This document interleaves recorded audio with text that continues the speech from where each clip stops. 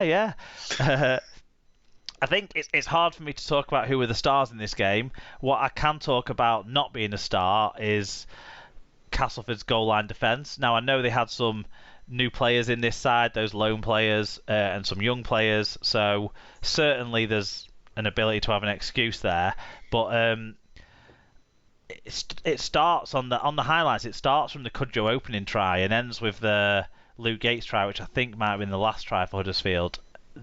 Both of those were like, what is this defence kind of thing? Really, really weak stuff. But it did mean young Will Price was able to get a few more try assists. He was heavily involved on the highlights, setting up both of Cudjoe's tries. In fact, so more promise out of that young kid. And actually, the other young halfback as well, Oliver Russell. He had a outlandish offload that set up Jerry McGilvery's try.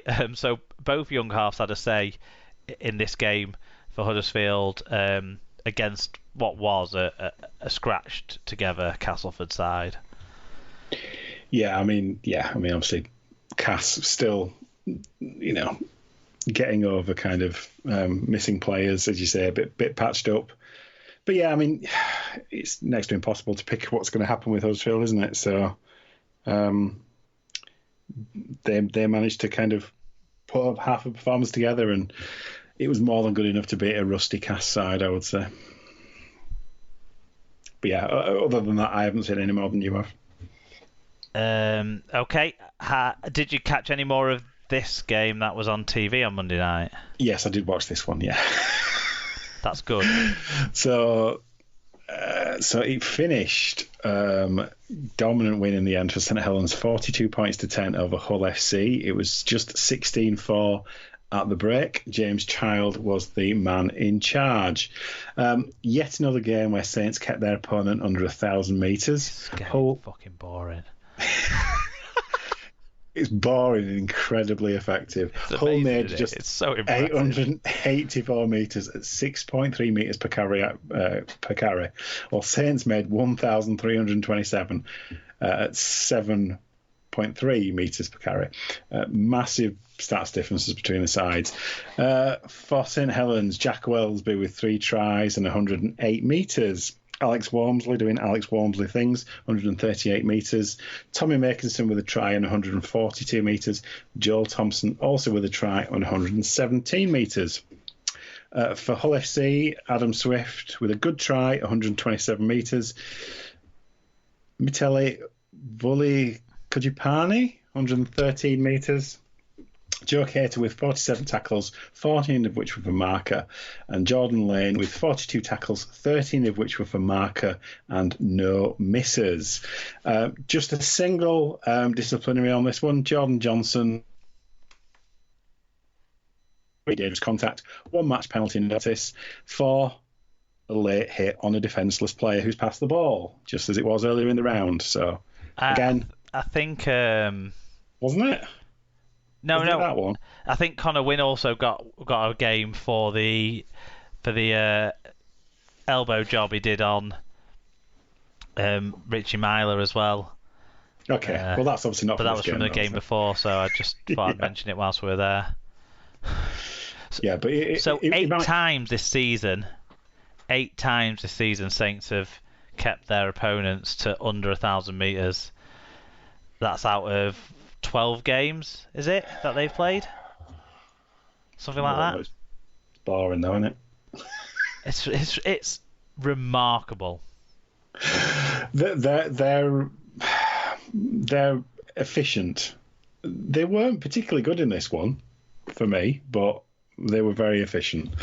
But there are some fan views on this one to help us out. Yeah, Joshua's granddad said, "If I'm honest, I never expected that team to win, but would be nice to compete on a level playing field.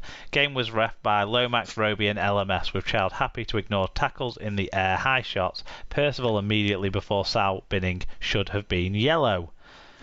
Any view on that?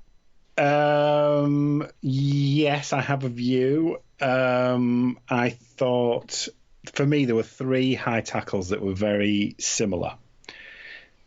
Snade had one. Percival had one, and Liggy Sow had one.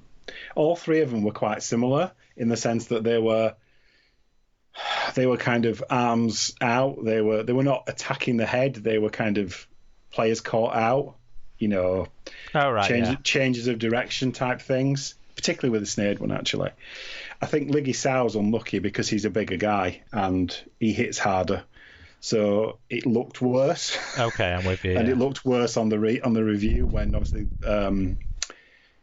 when the Saints player was down injured and being treated. Obviously they show replays and the video ref thought it was bad enough, obviously.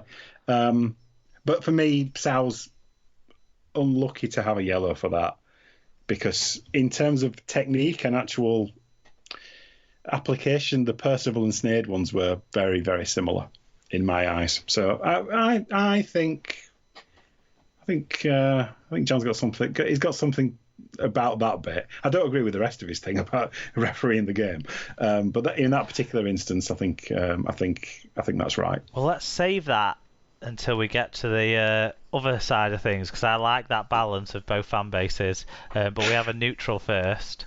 Yes, EFC 78JU says Hull FC shouldn't not deserve to suffer a defeat like that at home. To a back-to-back St Helens team who are too good for this league now. But Lachlan Coote is not good with his kicks.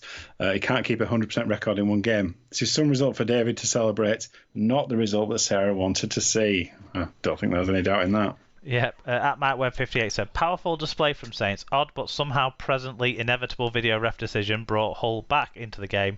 Great 15 minutes from them though, but before Hull complained about the referee, you would want to be wearing a sturdy tin hat before sidestepping some of their players.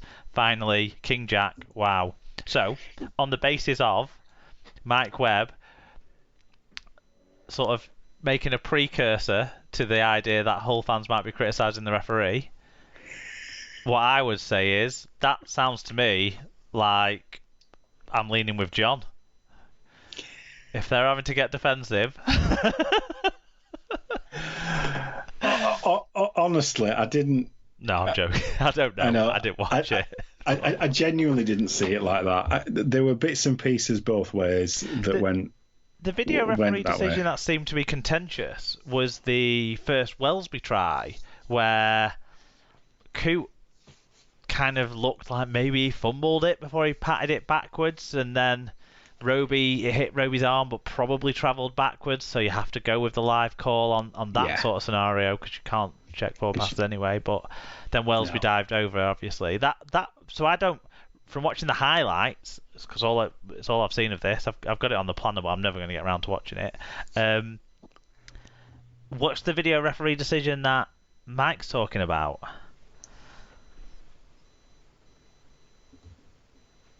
I'm trying to think what it was.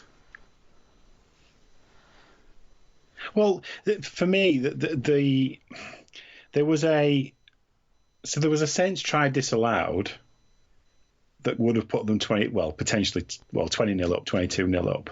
That was, I think it was given as Makinson tackling the player in the air, even though it was probably a 50-50 call.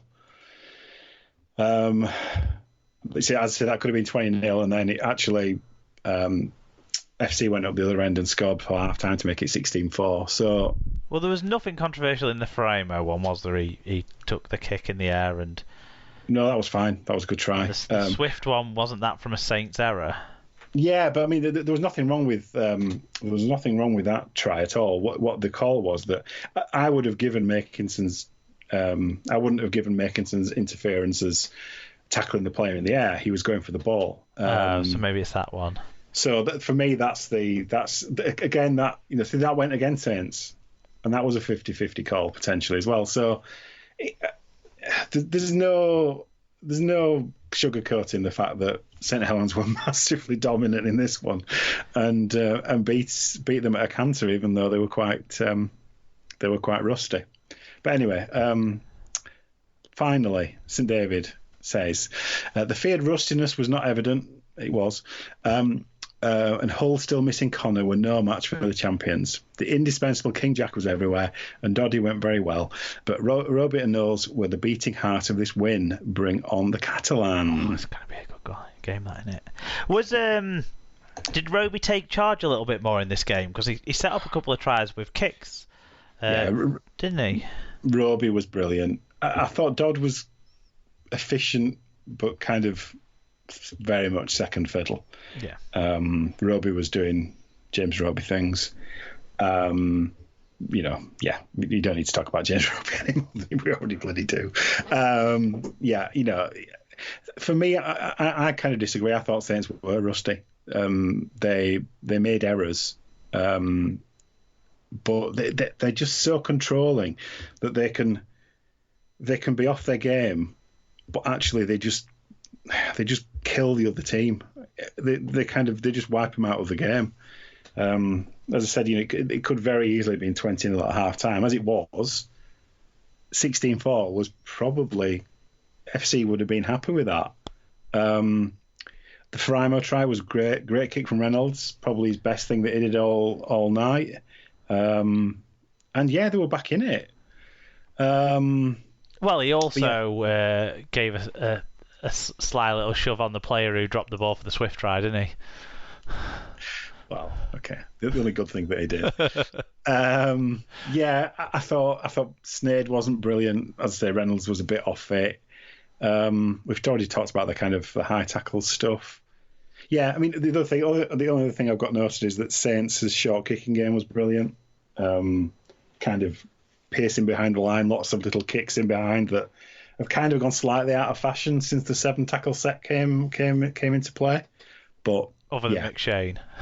Other than McShane and Roby and Roby now, on this occasion, they were just and when that ball kind of went through behind the line, it was the Saints players who were after it. More than one occasion, you saw Hull players making half-assed efforts to kind of stop the ball going through the line. So, I was watching the Amor try, and I was trying to work out who was meant to be fullback. Because there was none. Well, they did have to reshuffle because they had potential head knock problems with because Connor Wynn went off for a head check. Oh, so Swift was. And then Swift was there for a bit, but I can't quite remember if that was in that period where they were trying to reorganise. Yeah, Swift it might have been Swift actually because he was the wrong side of the post, but he was the closest. He was closer to the play than if he was on the wing, but not close enough to the play as if he was fullback. But he must have been. I think he was trying to play fullback. Yeah, so they were trying to cope with that reorganisation.